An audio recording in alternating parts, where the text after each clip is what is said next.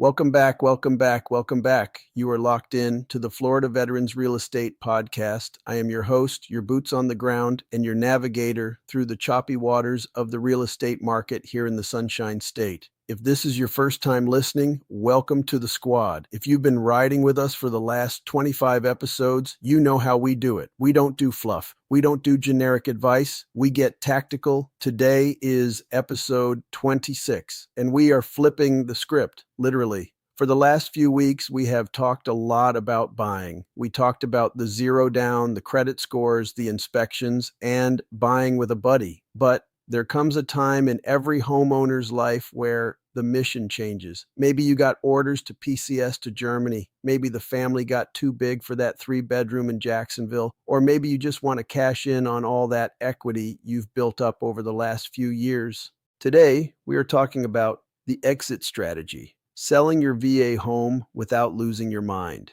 Before we deploy into the content, let's handle the standard operating procedure. I am a licensed real estate broker with exit-inspired real estate. I am not the VA. I am not the government. I am not a lender or a CPA. Everything we discuss today is educational strategy. Every sale is different. Every market is local. And you should always consult with professionals for your specific situation. And of course, we are proud supporters of equal housing opportunity. All right, let's get into the thick of it. I'm going to start with the hard truth that most agents won't tell you. Selling a home is often more stressful than buying one. When you buy, you are excited. You are picking out paint colors. You are imagining where the TV goes. It's a mission of acquisition. When you sell, it's a mission of extraction. You have deadlines. You have strangers walking through your bedroom. You have to keep the house clean while you have kids and dogs running around. And looming over your head is the big question, how do I get my money out and how do I get my VA benefit back? If you are a veteran, selling a home has an extra layer of complexity because your VA entitlement is tied up in those 4 walls. You can't just stick a for sale sign in the yard and hope for the best. You need an exit strategy. The number one phone call I get from veterans looking to sell is this. If I sell my house, do I lose my VA loan eligibility? Can I ever use it again? Let's bust this myth right now. No, you do not lose it. The VA loan benefit is designed to be reusable. It is a lifetime benefit. However, it is not unlimited in the sense that you can have 10 active loans at once, usually. Here is the mechanics of restoration.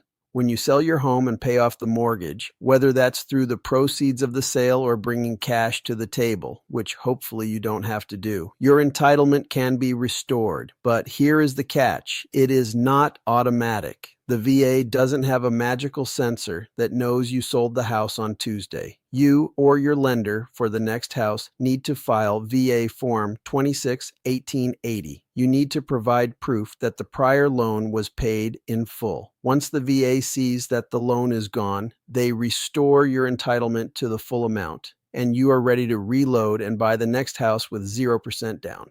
This process usually takes a few days, sometimes a week. So, if you are trying to close on selling house A and buying house B on the same day, you need a lender who knows how to coordinate that timing. We do simultaneous closings all the time, but the paperwork has to be precise. Now, we have to talk about the elephant in the room, loan assumptions. If you bought your house in 2020 or 2021, you are probably sitting on a 2.5% or 3% interest rate. That is a gold mine. Buyers right now are looking at rates in the 6s or 7s. When they see your house has a 3% rate, they are going to ask, is your VA loan assumable? The answer is yes. All VA loans are assumable. But, and this is a massive but, you need to be careful. There are 2 ways an assumption can go down, and one of them is a trap for your future.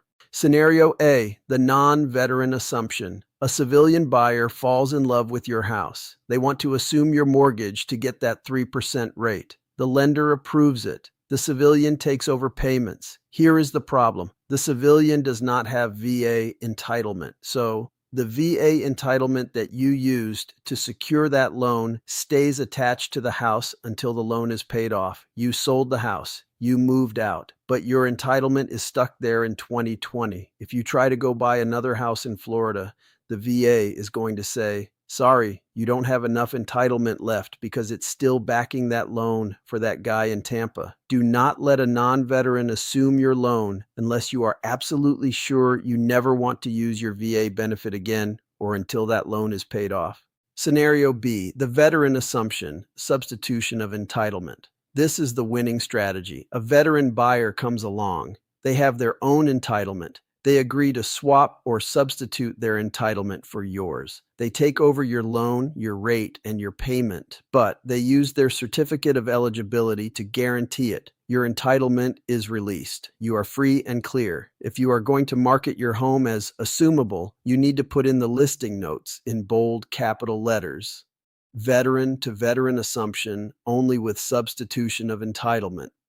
And one more thing on assumptions. You must get a release of liability. This is a document from the lender that says if the new buyer defaults 3 months from now, the bank cannot come after you. Do not close without this document. Let's pivot to the actual selling process. You list your house. You get an offer. Chances are, in this market, your buyer might be using a VA loan too. Veterans tend to buy from veterans. We like the same neighborhoods. We live near the same bases. When you are the seller and the buyer is using a VA loan, you need to be prepared for the VA appraisal. We've talked about this from the buyer's side, but as a seller, this is where you can lose your mind if you aren't ready. The VA appraiser is looking for minimum property requirements, MPRs. If your house has peeling paint on the exterior, assuming it was built before 1978, rotten wood on the fascia or soffits, a roof that is near the end of its life, handrails missing on stairs, the appraiser is going to flag these. And unlike a conventional loan where you can just say, hey buyer, take it as is, the VA will not fund the loan until these things are fixed. So, your exit strategy begins before you list. Walk around your house with VA eyes. Do you see wood rot? Fix it now. Do you see a water stain on the ceiling from a leak you fixed 2 years ago but never painted over? Paint it now. The appraiser doesn't know it's fixed. They just see a stain and call for an inspection. And then there is value. If the appraisal comes in low, the VA issues a tidewater notice. This is basically a warning shot. It says, hey, I can't justify the contract price. Show me data. This is where your real estate agent earns their commission. We have 48 hours to provide comps, comparable sales, to prove your house is worth the money. If you hired your cousin's friend who does real estate part-time, they might not know how to fight a tidewater notice, and if you lose that fight, the value is stuck and your deal might die. For my active duty folks, the exit strategy is almost always tied to orders. The PCS, permanent change of station, move. The timing here is critical. You want to sell house A and have the cash to close on house B in the new duty station, but you don't want to be homeless in between. Here is a strategy we use a lot: the post-occupancy agreement or leaseback.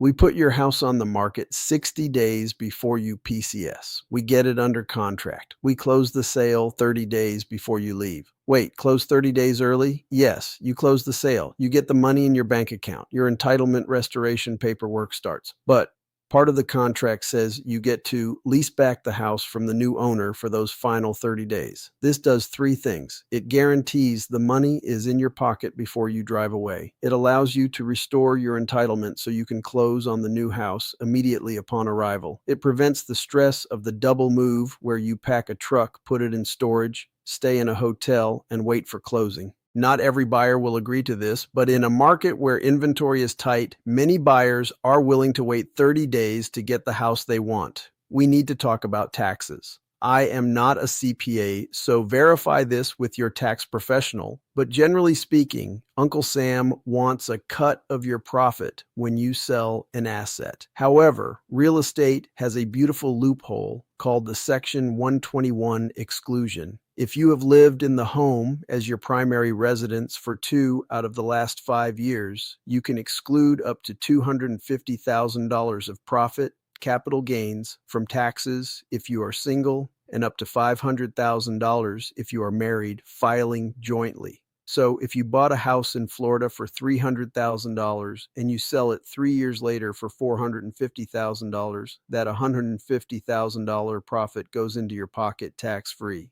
But what if you were deployed? What if you were sent to Korea for a year and didn't physically live in the house? The IRS has stop the clock exceptions for military and foreign service members. You can suspend that 5-year test period for up to 10 years while you are on qualified official extended duty. This means you could rent out your house for 6 years while you are stationed elsewhere, come back, sell it, and still potentially claim the tax-free profit exemption. This is huge. Do not just hand over a check to the IRS without checking if you qualify for the military exception. Let's talk about the visual side of selling. We are proud of our service. I know you have the I love me wall. You have the shadow boxes, the coins, the commendations, maybe a few pieces of gear hanging up. When you are selling, you need to pack that stuff up first. Why? 2 reasons. Security.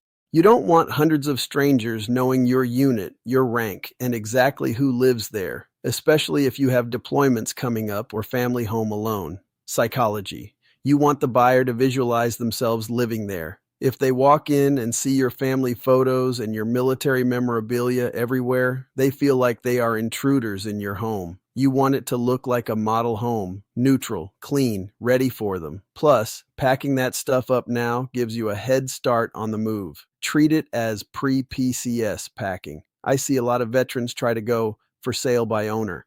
I'll stick a sign in the yard, save the commission, and sell it myself. I get the logic. We are resourceful people. We figure things out. But here is the reality. Buying a house is paperwork.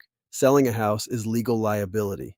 When you sell a house in Florida, you have massive disclosure requirements. If you fail to disclose that the roof leaked in 2019 or that the neighbor's fence is 6 inches over the property line, you can be sued years after you move away. Furthermore, statistics show that FSBO homes typically sell for significantly less than agent-listed homes, often less than the commission you were trying to save. Why? Because you aren't on the MLS, multiple listing service. You aren't reaching the thousands of buyers working with agents. You are just reaching the people driving past your sign. If you are going to do it, get a lawyer. But honestly, the best exit strategy involves a team. A broker who knows the market, a photographer who makes the place look amazing, and a transaction coordinator who handles the paperwork so you don't miss a deadline. We have to address the tough scenario. What if you bought at the peak, prices dipped slightly, and now with closing costs, usually 6 to 8% of the sales price, you are underwater, meaning you owe more than you will net from the sale. This is where the VA has your back again, but it's painful. It's called a VA compromise sale or short sale. If you have a financial hardship, forced PCS, divorce, medical issue, and you must sell, the VA may agree to accept less than the full payoff. Be warned, this impacts your credit and your future entitlement usage. However, before you go down that road, look at renting it out, which, by the way, is exactly what we are going to talk about in episode 27 next week. If the market is soft, holding the asset might be better than selling at a loss. So, how do you execute the perfect exit strategy? Step 1, call your agent 3 to 4 months before you want to move, not 2 weeks, 4 months. Step 2, get a comparative market analysis, CMA. Know the real numbers, not the zestimate. Step 3, walk the property. Fix the MPR issues, rot, paint, safety. Step 4, strategize the loan. Are we allowing an assumption, vets only, or are we paying it off? Step 5, determine the timeline. Do we need a lease back? Selling your home is the closing of a chapter. It's the end of that mission. You want to extract your equity, preserve your benefit, and move on to the next objective with zero friction. Don't let the stress of the move cloud your judgment. Don't leave money on the table because you rushed the process. That is the briefing for episode 26. If you are thinking about selling this year, or if you just got orders and you are staring at your house wondering, what now? Reach out to us. We specialize in the military exit strategy. We know how to time the sale with the PCS. Next week, in episode 27, we are going to tackle the alternative, the landlord loop. What happens if you decide not to sell? How do you turn that old home into a cash-flowing asset? You don't want to miss that one. Until then, keep your head on a swivel, check your six, and I'll see you on the next one. As always, everything you ever wanted is on the other side of fear. The Florida Veterans Real Estate Podcast is brought to you by Exit Inspired Real Estate. All information is for educational purposes. Consult a professional before making financial decisions. Equal housing opportunity.